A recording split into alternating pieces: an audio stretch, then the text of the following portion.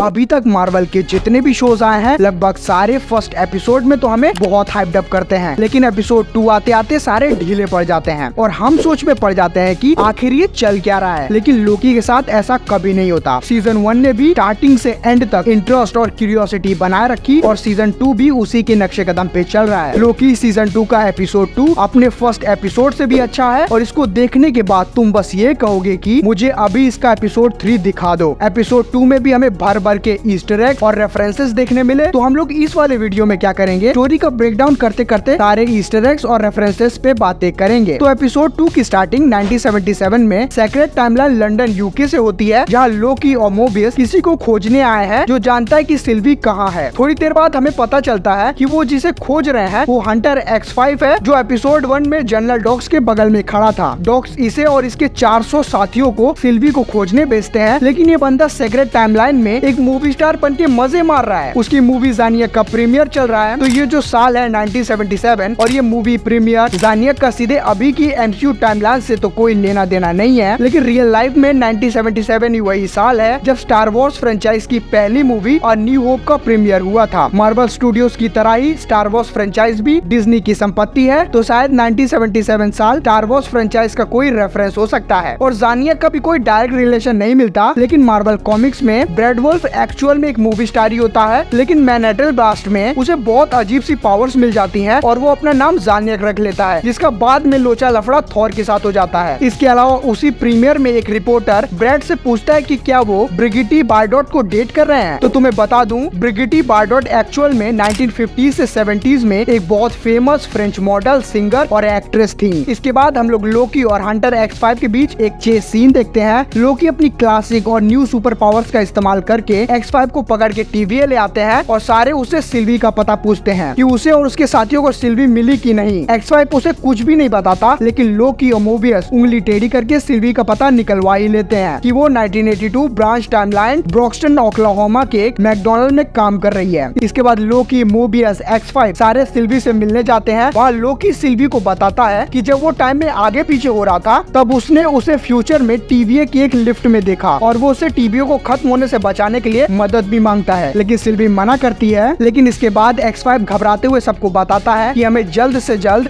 ये branch timeline छोड़नी होगी, क्योंकि जनरल डॉक्स जल्दी सारी न्यू टाइमलाइंस को खत्म करने वाली है। लेकिन सिल्वी, लोकी और मोबियस सही वक्त पे जाके जनरल डॉक्स को रोकते हैं। वहाँ में लोकी सिल्वी की और न्यू पावर्स देखने मिलती हैं और जब सारे TVA में वापस आते हैं तो वे लड़ाई रोक के भी लड़ाई हार जाते हैं। मतलब सारी टाइमलाइंस खुद ही खत्म होने लगती हैं, जिसको हम यहाँ साफ साफ देख सकते हैं। लेकिन उसी अफरा तफरी में केसी नोटिस करता है कि उसने रेवोना रेंसलर का सिग्नल पकड़ लिया है और यही एपिसोड 2 एंड हो जाता है। और अगर तुम्हें नहीं पता तो बता दूं, रेवोना रेंसलर वही है जो सीजन 1 में TVA को लीड कर रही थी और वो कॉमिक्स में कैंग की गर्लफ्रेंड भी है। एपिसोड 1 में जब लोग समय में आगे जाता है तो इस रेडियो पे कैंग और रेवोना के ही प्यार भरी बातें चल रही होती हैं। तो ये सब देखने के बाद तुम्हारे मुंह से बस ये निकलेगा कि मुझे अभी इसका एपिसोड 3 दिखा दो। एपिसोड 2 एपिसोड 3 के लिए बहुत क्यूरियोसिटी पैदा करता है कि रेवोना कौन सी टाइमलाइन में है, क्या उसके साथ कैंग है या विक्टर टाइमली होगा, कौन है जो सारे मल्टीवर्स टाइमलाइंस को मिटा रहा है। तो इतने सारे सवाल हैं कि जिनका जवाब एपिसोड 3 ही देगा। तो ओवरऑल आज के लिए बस इतना ही। एपिसोड 2 में जो कुछ भी था मैंने तुम्हें उस सब को समझा दिया है। एपिसोड 3 नेक्स्ट फ्राइडे को देखने मिलेगा, तो उस दिन तैयार रहना मेरे रिव्यू के लिए। और अगर चैनल सब्सक्राइब नहीं किया तो कर लो, इस तरह के वीडियोस और आते रहेंगे।